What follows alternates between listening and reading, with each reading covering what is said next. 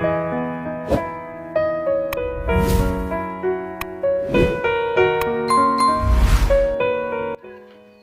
leƙa Indiya.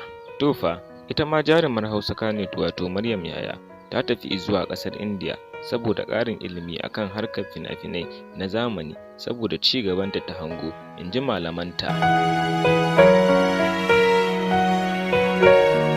Sai dai Allah ya taimake ta da zuwanta ƙasar wato Indiya.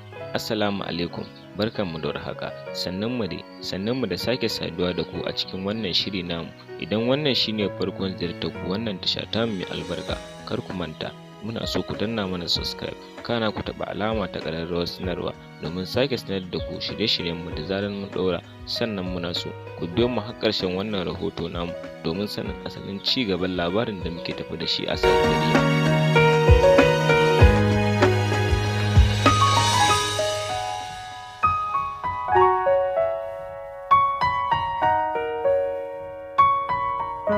Sai dai a halin yanzu ko kaɗan jarumar ta ce ba ta da burin yin aure, wanda hakan ya ƙara wa jarumar Indiya wato Tamannaah Bhatia jin daɗi. Sai dai bamu san jin daɗin na meye ba, amma kamar dai yanda aka yi wa Rahama Sadau, ita ma an shirya mata wani ƙayataccen fim mai suna Kuri, wanda a halin yanzu shine yake nema ya trending a ƙasar Indiya.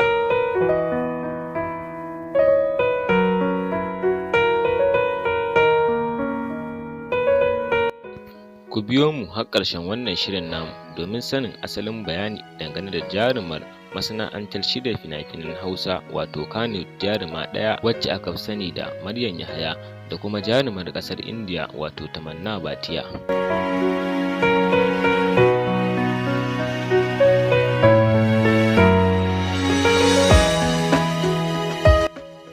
Kar dai mu dame ku da wani dogon surutu, za mu kawo muku ƙarshen shirin namu na yau dangane da Maryam Yahaya da kuma Tamannaah Bhatia.